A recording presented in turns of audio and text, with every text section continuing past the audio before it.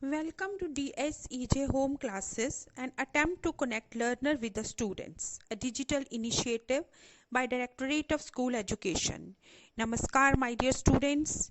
Today we are going to start with the next chapter after the chapter Transport in the plants.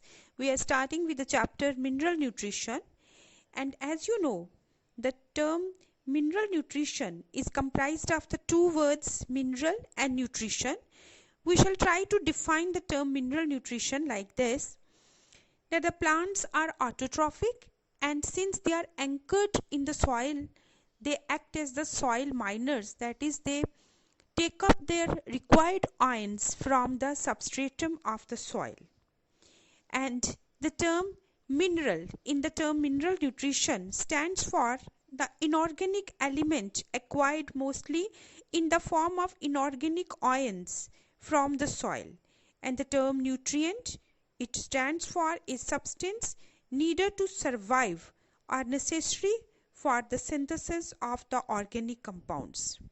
So in this chapter we shall study as to how the plants obtain, distribute, metabolize and utilize the mineral nutrients. So this is the term mineral nutrient, which means the absorbing, obtaining, distributing and metabolizing of the different mineral nutrients.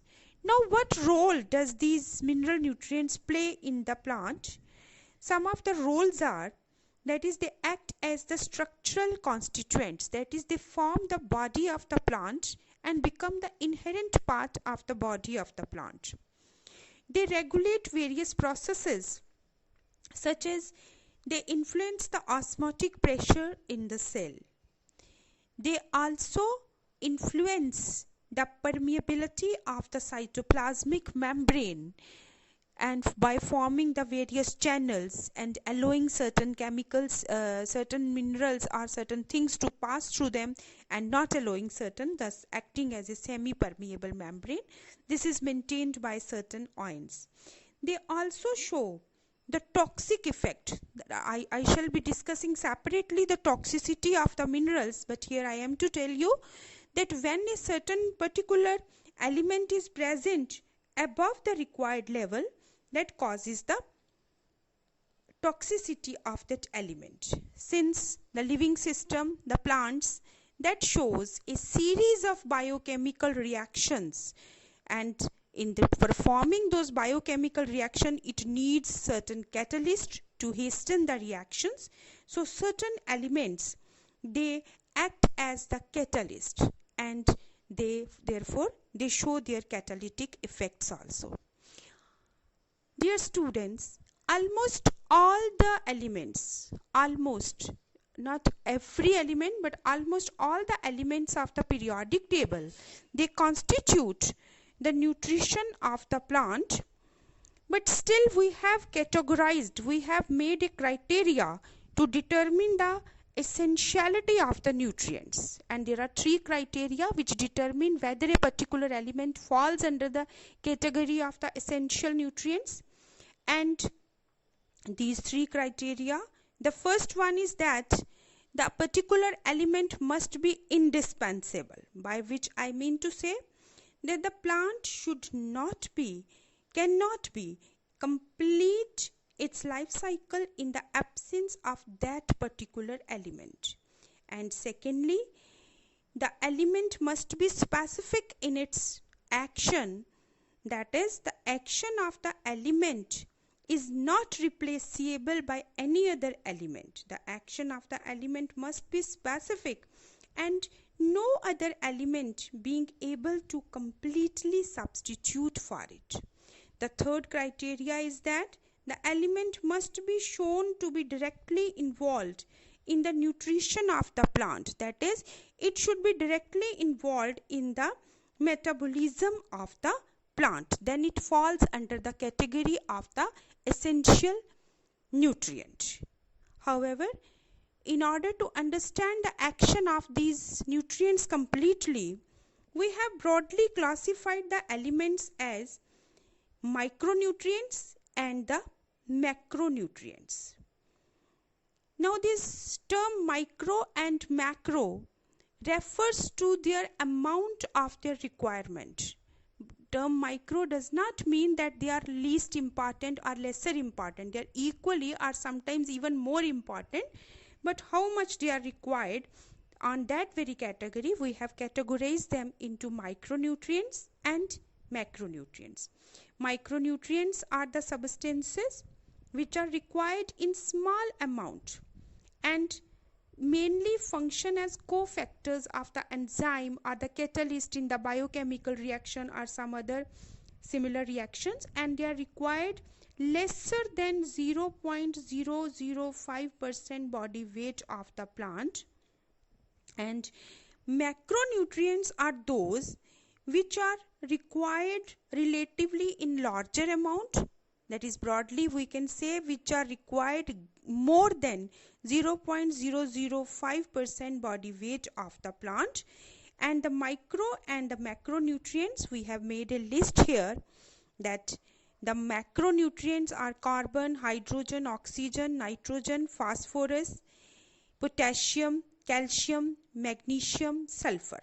And micronutrients are iron, manganese, boron, molybdenum, copper, zinc, chlorine, nickel, cobalt, sodium, silicon, and so on. So these are the categorization of the elements on the basis of how much amount is indispensable in the plant or required by the plants.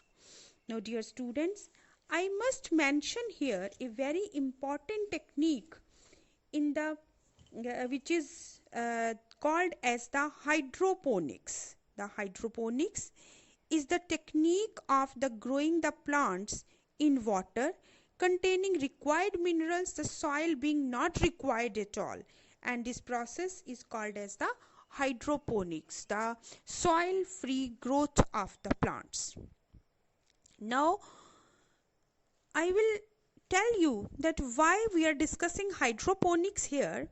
That is, if we want to study the mineral requirement of the plant, the use of the soil in the experiment will be erroneous, because we cannot control the quantity of the mineral elements in the soil. A better technique of the solution culture has been developed to avoid the contamination.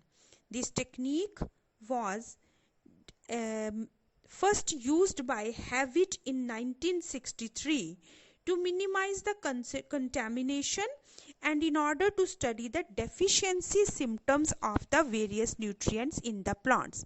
But later this technique came out to be very important for the ornamental uses and it was exploited a lot.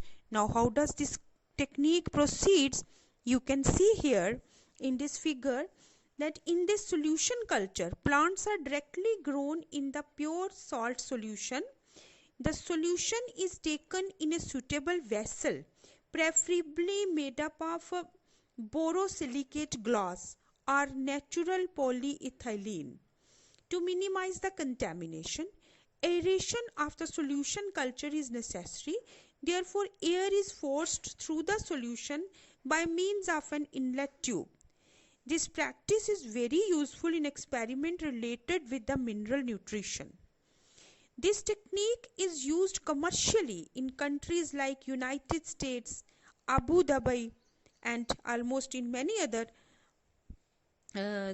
countries, since this technique is of the great commercial importance and the plants are growing in the soilless solutions or in the water which contains the necessary nutrients, and it is very easy to determine the deficiency symptoms of a particular element by this method, because the whole of the experiment is controlled and we can study the deficiency symptoms by that.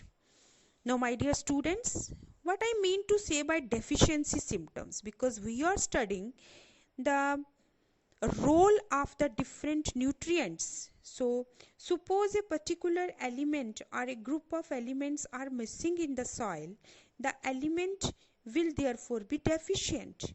If the plant also fails to get that particular element from the soil, it will be called as the deficiency symptoms.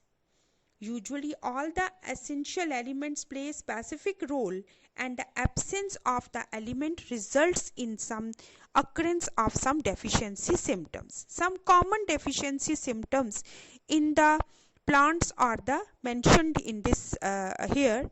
This is a chlorosis and the mosaic. What is chlorosis and what is mosaic symptom? You can well understand with the help of this figure. The first one is showing the chlorosis, second one is showing the mosaic. How does it look like? The chlorosis means the loss of chlorophyll from the tissue of the plant, resulting in the yellowing of the leaves. And as a result of this, a number of microbial viral infections occur. Sometimes it is due to the deficiency of magnesium and iron. The chlorotic tissue appears yellow in color. And what is mosaic? Appearance of dark green, light green patterns are sometimes chlorotic areas on the leaves due to the deficiency of certain elements. This you can see is the mosaic symptom, and this is the chlorosis symptoms. In addition to these two, we have some other symptoms, such as this is necrosis. Necrosis, it may occur because of deficiency of a number of nutrients, and necrotic leaves appear like this when the plant shows the black spots on the leaf or some other areas due to deadening of the tissue in absence of certain required mineral nutrients. It sometimes may occur due to some infections of virus and bacteria, but when they are associated with deficiency, they are usually regarded as the deficiency symptoms. In addition to this, there could be dieback disease, lesser flowering, lower yield, small size of fruit, and then little leaf disease, mottle leaf disease, and hot rot of sugar beet, and certain other symptoms which we shall be discussing one by one. And now we are studying about the deficiency symptoms of certain very important elements. First of all, in this figure you can see I have given here in this figure, you can see what symptoms would appear in the absence of a particular element, that is also mentioned here. In the deficiency of the nitrogen, the general chlorosis occurs. Some plants exhibit a purplish coloration in stems, petioles, and lower leaf surfaces caused by accumulation of anthocyanin. Stunted growth and all forms of growth are affected. In the deficiency of sulfur, a general chlorosis throughout the entire leaf, including vascular bundles. Chlorosis is noted first in younger leaves, then there occurs the curling of the leaves, and root system becomes extensive and stem becomes hard and woody. In the absence of phosphorus, the phosphorus deficient plants are stunted, leaves are dark green, sometimes anthocyanin pigment accumulates. Deficiency symptoms occur first in mature leaves and then in the younger leaves. It promotes the leaf fall and delays flowering. Next deficiency symptom we can see of the calcium. The deficiency symptoms are more pronounced in the younger tissue. Twisting and deformation of the tissue occurs. Calcium deficiency terminates growth of the meristematic regions. Deficiency of calcium causes degeneration of the younger fruits near the blossom in the tomatoes. The next is the potassium. Deficiency symptoms first appear in older leaves. The leaves develop dark necrotic areas, that is dead and dying spots, as just you saw the necrosis. Necrosis spreads basipetally along the margins. Basipetally means it starts in the lower leaves and then continues up to the upper leaves.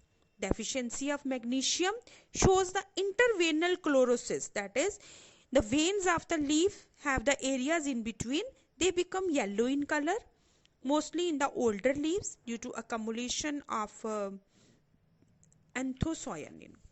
Then the deficiency of the iron. Pronounced intraveinal chlorosis occurring first in the younger leaves. Sometimes veins also show chlorosis, so that the whole of the leaf gradually turns yellow. Stalks become short and slender. Boron.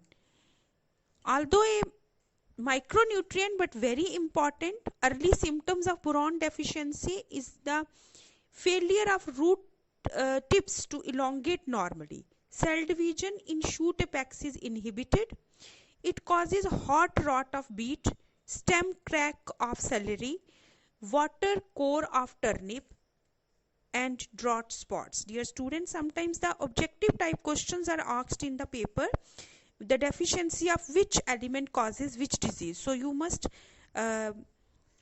learn the disease associated with a particular inorganic nutrient. Then the manganese, it causes intraveinal chlorosis of the younger leaves, and the plants produce sterile flowers. Deficiency of manganese causes disorganization of thylakoid membrane, and therefore it causes diseases such as grey speck of oat, march spot of peas, and speckled yellow of sugar beets. Then is the copper. Deficiency of copper turns yellow leaves of the plants to become dark green, twisted, and develop necrotic areas. Copper deficiency causes dieback disease, leaf tip necrosis, etc. Then is the zinc, another very important element. The deficiency of the zinc causes reduction in the growth of younger leaves. It causes little leaf and rosette of apples and peaches. Molybdenum. Deficiency of molybdenum causes intraveinal chlorosis and causes whip-tail disease of cauliflower. Nitrogen fixation is reduced in the symbiotic plants in the absence of the molybdenum, because molybdenum plays a very important role in the metabolism of the nitrogen in the plants. Next one is the chlorine. The reduced growth, wilting. Wilting means drying out of the plant because the water doesn't reach the whole of the plant, and development of chlorotic and necrotic spots. Root becomes stunted but thickened. Leaves obtain boron's coloration. And the next is the nickel. The leaf tips become necrotic. Necrosis appears in them. Several deficiency symptoms are associated with the chlorosis and necrosis, but in case of the nickel deficiency, severe deficiency up to third generation produce non-viable seeds and shows various anatomical abnormalities also, because it is very important element in the growth of the plant. So anatomical abnormalities appear, and therefore the plant is unable to grow. So these are the some of the deficiency symptoms of the nutrients, and we have studied these deficiency symptoms only with the help of hydroponics technique. That is all about the deficiency symptoms, students.